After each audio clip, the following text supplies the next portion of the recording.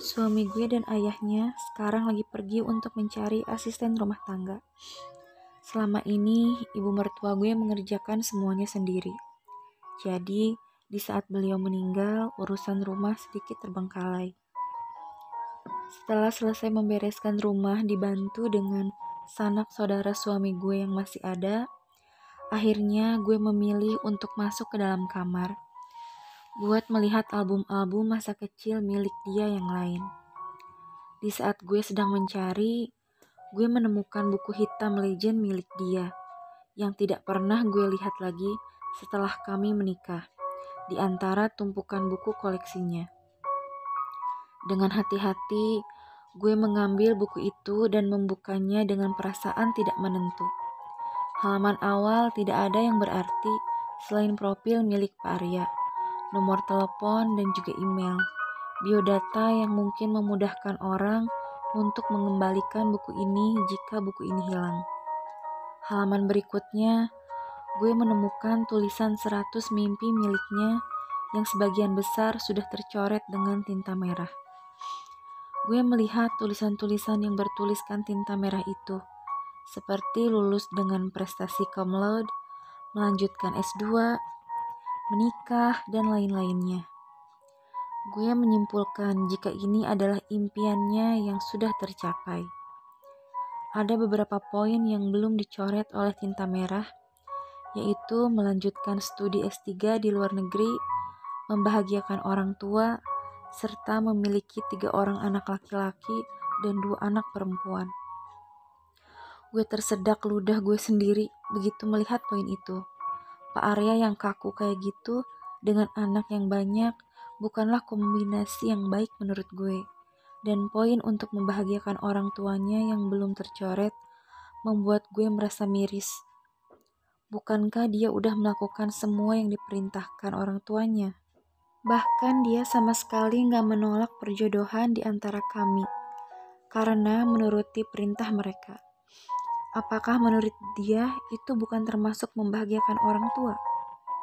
Gue pun membuka halaman berikutnya, dan di sana ada foto Pak Arya saat masih sekolah dasar dan sedang memegang piala juara umum. Dan halaman berikutnya, foto-foto saat dia memenangkan beberapa olimpiade. Di foto-foto tersebut, mulai terlihat ekspresinya yang kaku, berbeda dengan album masa kecilnya yang membuat gue mengulum senyum. Gue masih membuka lembar demi lembar sampai gue menemukan foto Pak Arya dengan jas alma mater khas kampusnya dengan siswi SMA yang gue hafal sebagai sosok gue. Gue mencoba mengingat kembali kapan kira-kira foto ini diambil, dan memori tentang mahasiswa KKN yang datang ke sekolah gue saat gue SMA kembali terngiang di benak gue. Saat itu, kelompok KKN itu sedang melakukan penyuluhan kesehatan, dan mereka mengadakan debat terbuka antar siswa yang terbagi dalam beberapa tim dengan 3 orang sebagai anggota. Dan gue ingat kalau tim gue lah yang keluar sebagai pemenang karena kemampuan berdebat gue yang cukup lebih baik dari yang lainnya. Mahasiswa ganteng ketua penyelenggara yang terkenal diam itu ternyata Pak Arya, suami gue sekarang. Gue ingat foto ini diambil karena untuk dokumentasi kegiatan mereka, dan gue diminta sebagai perwakilan siswa untuk dipoto bersama sang ketua panitia. Halaman berikutnya hanya ada bait-bait puisi kecil singkat akan rasa kagum terhadap seseorang yang membuat gue segera membuka halaman berikutnya. Gue kembali menemukan foto gue saat upacara penerimaan mahasiswa baru saat itu. Dengan wajah kusam dan kumal khas mahasiswa yang baru di ospek, dan di bawah foto itu ada sebuah tulisan, "Finally, I found you." Halaman berikutnya ada foto gue sedang berkumpul dengan teman-teman gue. Ada foto gue sedang memberi kata sambutan saat kegiatan kemahasiswaan. Foto gue sedang mengikuti perkuliahan di kelas bersama Rara, dan masih banyak lagi sampai foto pernikahan kami. Sampai halaman terakhir, gue menemukan foto gue dan ibu mertua gue dan di bawahnya ada tulisan, "Two most important women in my life." Dari buku itu kini gue mengerti bahwa saat ini gue adalah satu-satunya perempuan yang terpenting di dalam hidupnya. Gue gak tahu kenapa gue jadi senyum-senyum sendiri sekarang setelah melihat isi buku legend itu. Bahkan hal itu berlangsung sampai malam hari di saat suami gue pulang. "Kamu sakit?" Itu adalah pertanyaan yang dilontarkan Pak Arya begitu melihat gue yang masih senyum-senyum. "Gimana mas, asisten rumah tangganya udah dapat?" Tanya gue balik untuk mengalihkan topik. "Udah, sama papa lagi keliling rumah dan dijelasin tugasnya." "Kok lama? Ngambilnya dari desa yang cukup jauh, masih saudara jauh juga tapi." "Mas mau mandi apa makan dulu?" Tanya gue ke dia yang membuat dia mengerutkan alis dan mengecek suhu dahi gue dengan telapak tangannya. "Beneran kamu gak sakit?" Tanya dia bingung. Gue pun berdecak pelan dan menyingkirkan tangannya dari dahi gue. "Kenapa sih? Kamu gak biasanya kayak gini? Kalau kamu aneh-aneh kan biasanya kamu lagi sakit." Emang cuma dia yang bilang istrinya sakit di saat istrinya ngasih perhatian.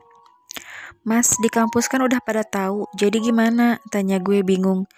"Ya gak gimana-gimana," jawab Pak Arya. "Kalau ada masalah nanti gimana? Kita nikah cuma perlu restu orang tua, bukan mereka. Lagian kamu juga mau lulus kan?" "Saya takut dibantai di ruang sidang, Mas. Saya kan ada di ruangan itu juga nanti."